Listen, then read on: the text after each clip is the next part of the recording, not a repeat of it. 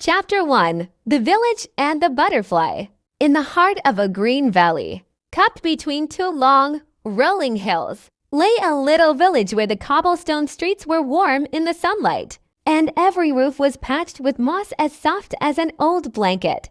The air always smelled faintly of bread from the baker's hut and the sweet tang of ripe apples from the orchard at the edge of town. Here lived a small gray kitten named Mary. Her fur was the color of early morning fog, and her eyes were bright green, like to new leaves in spring. Mary was not the sort of kitten who liked to nap all day in a sunny spot, at least not until she had explored every inch of her surroundings first. Her paws were forever tapping along fences, poking into baskets, or tiptoeing into places she probably wasn't supposed to be. That morning, the rain had just stopped, leaving little silver beads along every blade of grass. The sky was still low and heavy, but the air was fresh and full of tiny sounds, the drip-drip of water from eaves, the gentle creak of laundry lines swaying, the faint chirp of doves on the rooftops. Mary's mother, a sleek tabby named Saraya,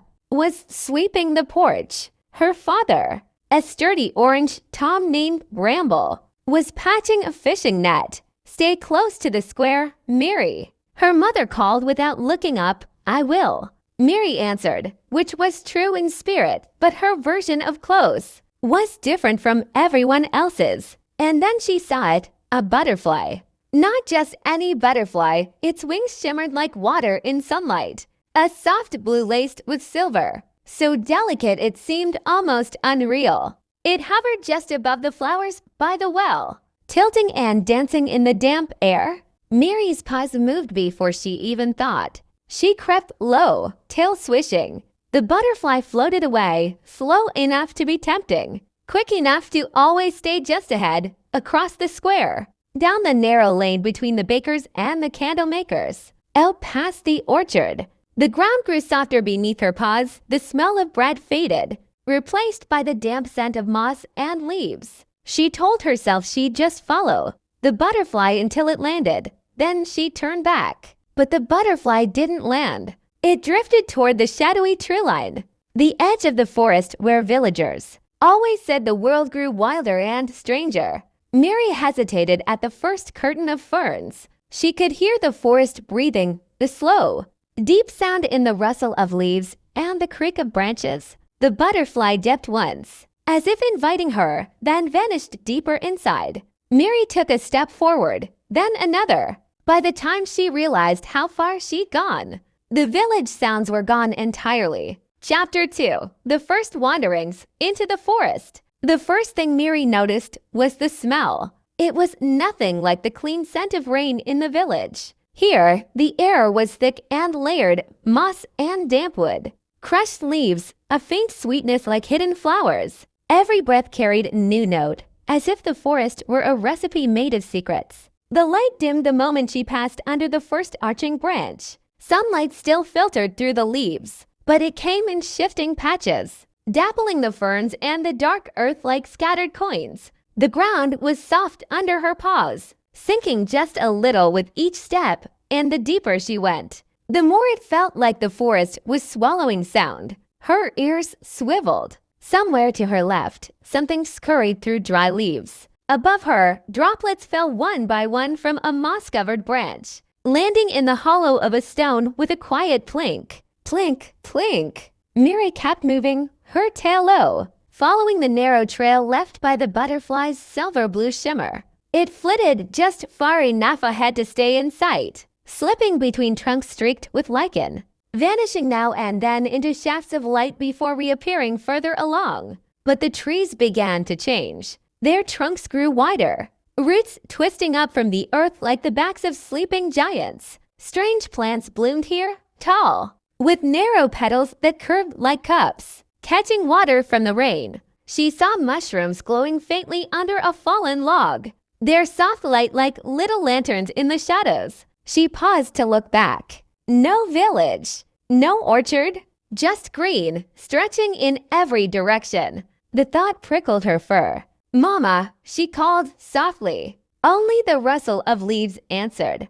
The butterfly darted up a narrow slope, disappearing behind a curtain of hanging vines. Mary hesitated, needing the damp earth beneath her paws. She could still turn back, but something in her tiny heart whispered forward. And so she pushed through the vines into a clearing where the air felt heavier, the ground darker, and the forest seemed to be watching. Chapter 3. The First Fright, Shadows in the Rain.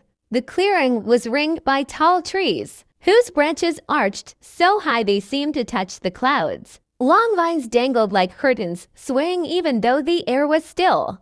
The ground here was soft and uneven, littered with dark, wet leaves. Mary stepped forward cautiously, her tiny paw pads sinking slightly into the spongy earth. The butterfly hovered for a moment in the center of the clearing, as if waiting for her. And then, without a sound, it rose up into the gray air and was gone.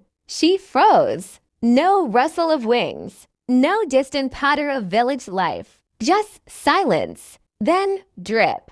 A cold raindrop fell from somewhere high above, landing right on her nose. She shook her head and looked up, only to realize the canopy was closing in, letting through only narrow beams of light. The edges of the clearing darkened, as if the trees were leaning closer. A shiver ran from the tips of her ears to the end of her tail. Something moved. It was quick, just the briefest shadow slipping between two trees. Her fur puffed instantly, every whisker twitching. The shadow was too large to be a squirrel, too smooth to be a wild dog. "Who's there?" she called, her voice small but steady. No answer. Only the slow thump, thump of something heavy stepping through damp leaves. Her heart raced. The sound grew louder, closer. And for an instant she thought about bolting, but her paws wouldn't move. Through the gloom, she caught the gleam of two eyes. Not the wide, fearful eyes of a deer or the sly glint of a fox.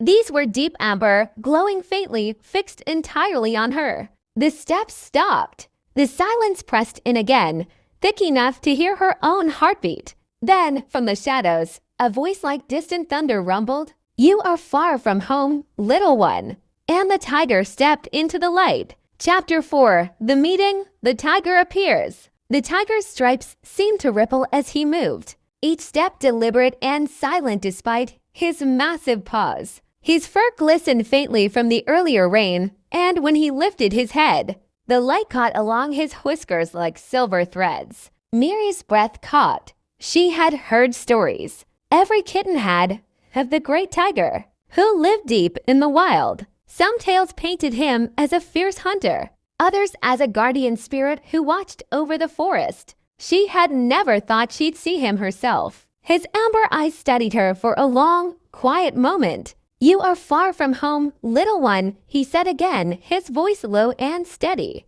I followed a butterfly," Mary whispered, trying to keep her voice from trembling. "I thought I could catch it and then I'd go back." The tiger lowered his head until his nose was almost level with hers. She could feel the warm breath against her fur, carrying a scent of pine and something wild she couldn't name. "The forest is not kind to those who do not know her paths," he said. "And you smell of the village. Many here would see you as prey." Mary swallowed, her ears flattening. Will you eat me?" The tiger blinked, then let out a sound halfway between a chuckle and a sigh. "No, I have no hunger for the small and lost. You remind me." He paused, as if the rest of that thought belonged to another time.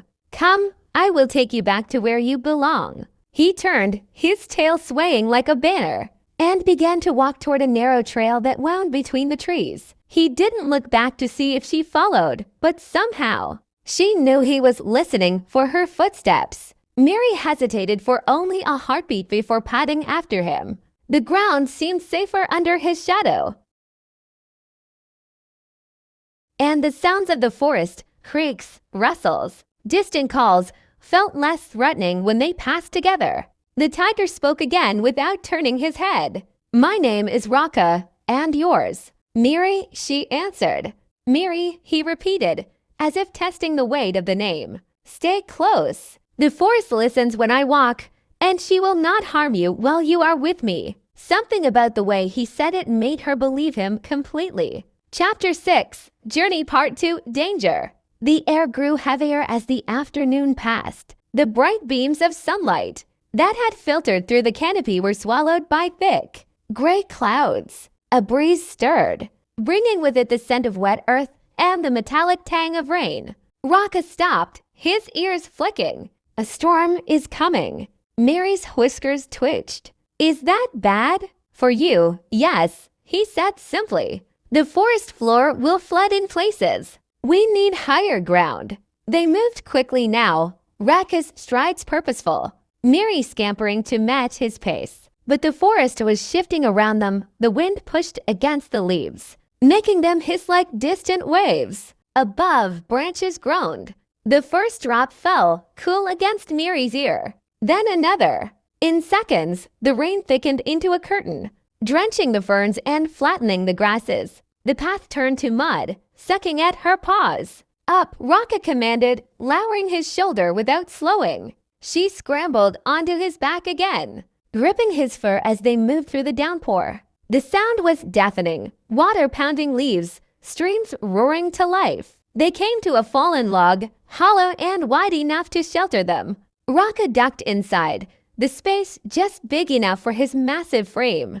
Mary tucked herself against his side, his fur warm and solid beneath her. The rain outside blurred the forest into silver and gray. Then a sharp crack of a branch nearby. Raka's head lifted instantly, ears angled forward. From the rain, a shape emerged, slender, spotted, moving with a predator's grace. A leopard. It paused at the mouth of the log, golden eyes narrowing as it caught Mary's scent. The rumble that rose in Raka's chest was low and dangerous. "This one is mine," Raka said, his voice carrying a weight that made the leopard hesitate. After a tense moment, the spotted predator turned away, melting into the rain. Only when its scent faded did Raka relax, though his tail flicked once in warning to the forest itself. Mary pressed closer to him, her heart pounding. "You scared it away." "I told you," he murmured. "You are safe while you walk with me." Chapter 7, Journey Part 3, Magic. By dawn, the storm had passed, leaving the world washed and glistening. Mist coiled between the trees, soft and white, like breath lingering in the cool air. They resumed their journey, the forest softer now, quieter. Mary noticed strange plants blooming in the aftermath, flowers that glowed faintly blue, their petals opening to drink the morning light. Tiny birds with feathers like jewels darted among them, chirping in high musical tones. As they walked, Mary asked, "Why did you help me? You could have left me in the rain." Raka's gaze stayed forward. "Long ago, I failed to protect something small and helpless. I will not make that mistake again." "What was it?" she asked softly. "A cub," he said after a long pause. "Not my own, but I had given my word to its mother. I was too late." Mary's heart ached at the heaviness in his voice. She understood then that Raka's promise to keep her safe wasn't just kindness. It was a vow rooted deep in his past. They crossed into a part of the forest where the ground sparkled faintly, as though dusted with starlight. "The moonlit glade," Raka said. "Old magic lives here." In the center stood an ancient tree, its trunk so wide it would take 10 tigers to encircle it. Light poured from cracks in its bark, and the air felt warm, almost humming. Mary paused, feeling the forest watching them not with caution, but with quiet approval.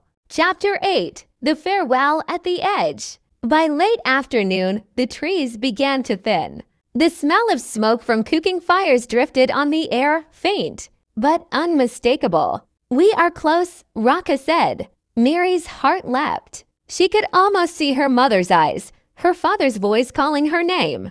But then, a weight settled in her chest. "Will I see you again?" The tiger's eyes softened. "The forest is wide, little one. But if you ever need me, call into the wind. I will hear you." They reached the final rise, where the forest ended and the grassy slope rolled down toward the village. Raka stopped there, his massive form half in shadow. "This is where I leave you," he said. Mary's paws didn't want to move. "Thank you," she whispered, "for everything."